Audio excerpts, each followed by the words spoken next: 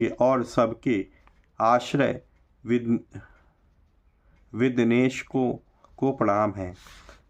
नर नरोत्तम और सरस्वती देवी को प्रणाम करके इतिहास पुराण आदि का कीर्तन करें। भूमंडल पर अत्याचार करने वाले राजे, जिन भगवान के भुज दंड रूप कराल सर्प के ग्रासवन उसकी विस्मयी ज्वाला से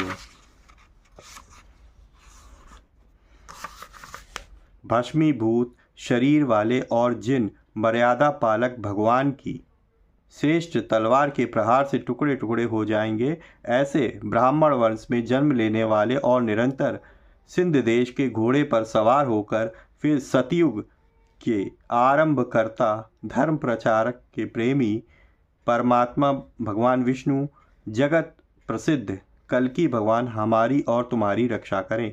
नैमी सारण्य के निवासी महाभाग शौनकादिकों ने सूत जी की इस वार्ता को सुनकर उनसे इस के आगे कही जाने वाली कथाओं के विषय में प्रश्न किया। हे लोमहर्ष के पुत्र सूत जी, तुम सकल धर्मों को और भूत भविष्यत वर्तमान इन तीनों काल की घटनाओं को जानते हो तथा सकल पुराणों को भी जानते हो, इसलिए आप हमें कोई भगवत कथा सुनाइए। सकल संसार के स्वामी बनकर प्रभुता चलाने वाला कलयुग कौन है और कहाँ उत्पन्न हुआ? उस कलयुग ने नित्य धर्म का नाश कैसे कर डाला? उसकी इस बात को सुनकर आनंद के मारे सूत जी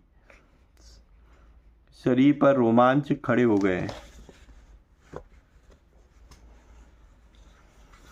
श्री हरि का ध्यान करके उन मुनियों से कहने लगे। सूत जी ने कहा कि आगे को होने वाली परम आश्चर्य से भरी इस कथा को सुनो। यह बहुत समय पहले नारद जी के प्रश्न करने पर उनसे ब्रह्मा जी ने कही थी।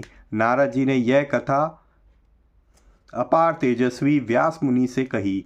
उन व्यास देव ने अपने पुत्र बुद्धिमान ब्रह्मरथ शुकदेव जी से कही। उन्होंने भगवत संबंधी धर्मों को 18 सहस्त्र श्लोकों में भरी सभा में अभिमन्यु के पुत्र विष्णुभक्त राजा परीक्षित को सुनाया। इस प्रकार 7 दिन तक हरि चर्चा होने के अनंतर राजा परीक्षित का शरीर शांत हो गया, परंतु प्रश्न पूरा नहीं हुआ। तब मार्कंडेय आदि ऋषियों ने अपने पवित्र आश्रम में सुखदेव जी से प्रश्न किया। तब उन्होंने उत्तर देना आरंभ